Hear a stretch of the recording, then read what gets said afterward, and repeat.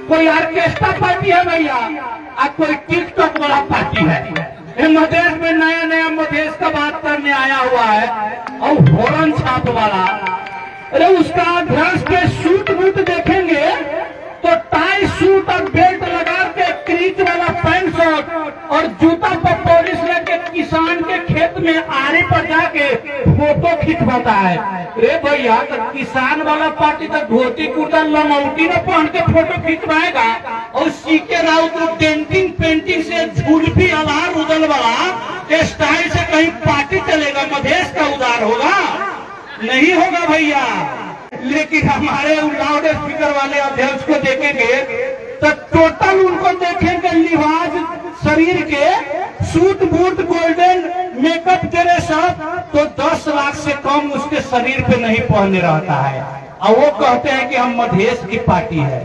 अरे सच्चा मधेश की पार्टी तो इस गीता में बैठे हुए नेता है जिनके पैंट शर्ट और कुर्ता सलवार को अगर पैसा से तोलेंगे तो 2000 से ज्यादा का निवास नहीं मिलेगा। वो मधेश का सच्चा मसीहा है, मधेशियों का पार्टी है, बाकी लोग बहुरूपिया है। तो ऑर्केस्ट्रा वाला पार्टी से बचिए, डेंटिंग पेंटिंग वाले से बचिएगा। और एक और सुन लीजिए, कांग्रेस वाले को मैं कोई गाली नहीं दे रहा हूं, लेकिन जमींदार ठेकेदार और लफंगा के अलावा बाकी किसी का गुंजाइश कांग्रेसियों में नहीं है, इमामों में नहीं है। इस जिला का देश के तमाम ठेकेदार अगर किसी पार्टी में है तो कांग्रेस के अलावा किसी में नहीं है। वो गिट्टी बेचेगा, बालू बेचेगा, नदी को बलात्कार करेगा, लोगों को डराएगा धमकाएगा, इसके अलावा कुछ नहीं करेगा।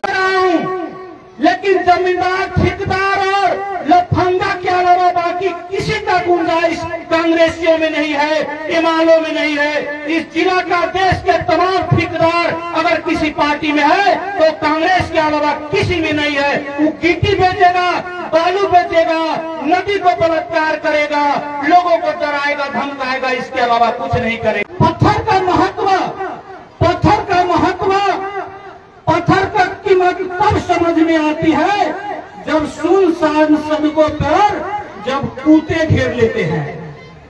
पत्थर का महत्व तब महसूस होती है जब सुनसान जगहों में 1 दर्जन कुत्ता जब घेर लेते हैं तो उस वक्त याद आता है कि पत्थर का महत्व क्या होता है।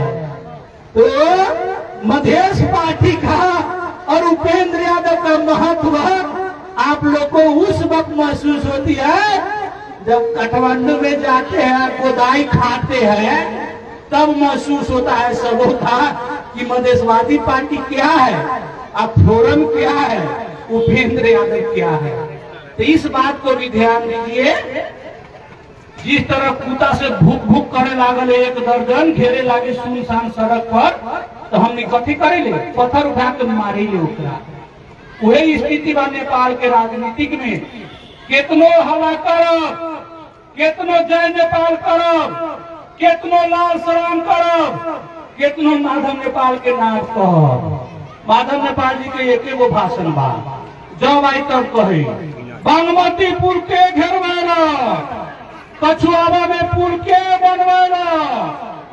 रे भैया तो इतना दिन से प्रधानमंत्री है, तू एगो पुलवा याद आता है।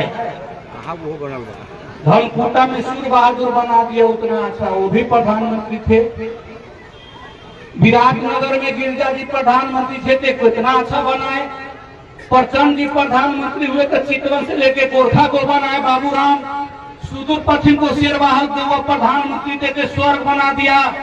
लेकिन रौतहट में आप तो 2 बार 3 बार प्रधानमंत्री हुए। रौतहट को जनता ने आपको इतने भारी मत से जिता देता है, एक ही बल पर कि सीडीओ प्रशासन से मुद्दा लगवाते हैं, सिर पर डराते हैं, बाकी कोई गुण नहीं है आप में। आपने बना दिया क्या? रौतहट में बताया 2 गो, एगो पिपरा बाजार के आगे का कछुआवा पुल, एगो जेठरहिया से जाए वाला एगो लोहा के पुल। इसके अलावा माधव जी दूसरा कुछ बनाए नहीं करेंगे।